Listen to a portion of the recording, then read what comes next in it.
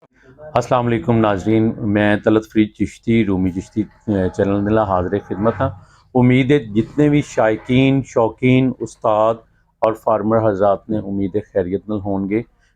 नाजरीन जिस तरह के तुसी जानते हो कि हर वीलॉग दे विच टॉपिक अलग अलग होंदा है और ताड़े भाई का जो चैनल है ये जानवरों के रिलेटेड है, मेडिकेशन सेल परचेज़ और प्रैक्टिस के हवाले नाल और जितने भी मसाइल क्रिएट हो रहे ने वायरल ने या बैक्टीरियल ने उन्होंने हवाले नाल डॉक्टरों की राय जी ना वो अपलोड की जाती है रूमी चिश्ती चैनल पर। ये अज का जो टॉपिक है वो घोड़ियां दे विच असी हीट नू किस तरह डिटैक्ट कर सकते हैं या किस तरह पता चलता है।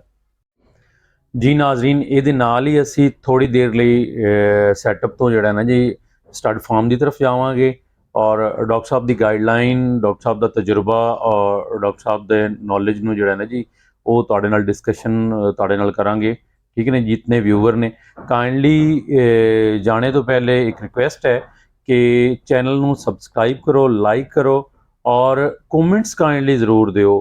जो तुहाडे ज़हन च कोई क्वेश्चन आ रहा घोड़ियां दे रिलेटेड, कोई मसाइल दे, कोई फीड के हवाले नाल, कोई मेडिकेशन के हवाले नाल, कोई भी ईवन ताज़ीदारे के हवाले नाल कोई मसाइल, तो असी 24 घंटे हाजिर खिदमत हाँ मशवरा देने लई, क्योंकि मशवरा तो अमानत होंदा है और अच्छा मशवरा देना चाहिए।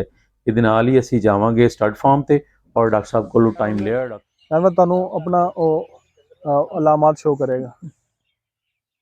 नाल देखिया उन्हें नाल ही बत्ती मारनी शुरू कर यह खास पॉइंट है जानवर जो ना पेशाब करने तो बाद काफ़ी देर तक बत्ती जितना अच्छा ज़्यादा तुम रूटीन वेखते डॉक्टर रहोगे। साहब एक छोटा जिहा क्वेश्चन ऐड करना चाहांगा।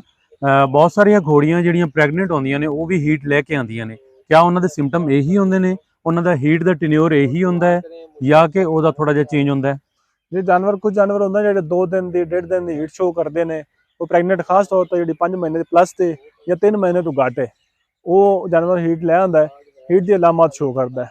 ठीक है जी, उन्हें एक यही होंगे कि तुम अगर दाना ज़्यादा पा रहे हो, दाने कणक या मकई ऐड है उन्होंने जानवर थोड़ी तेजाबी हो जाता है, पेशाब तेजाबी वो भी जानवर करता है। सब तो बेहतर तरीका है कि जानवर तुहाडा अगर प्रैगनेंट है, तुम क्रॉस होया है, तुम उन्हें रूल आउट करो, उन्हें चेक कराओ।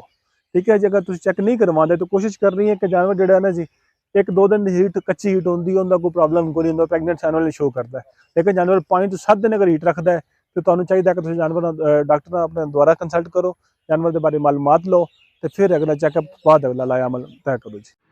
जी नाज़रीन, उम्मीद है सब दोस्तों सब शायकीन डेरादार शौकीन हजरात वीडियो पसंद आई होगी। डॉक्टर साहब ने बड़े ही अच्छे अंदाज नाल घोड़ियां दे विच हीट नू डिटेक्ट करन दा या उस अलामात नू वाजे होने दे बारे समझाया है।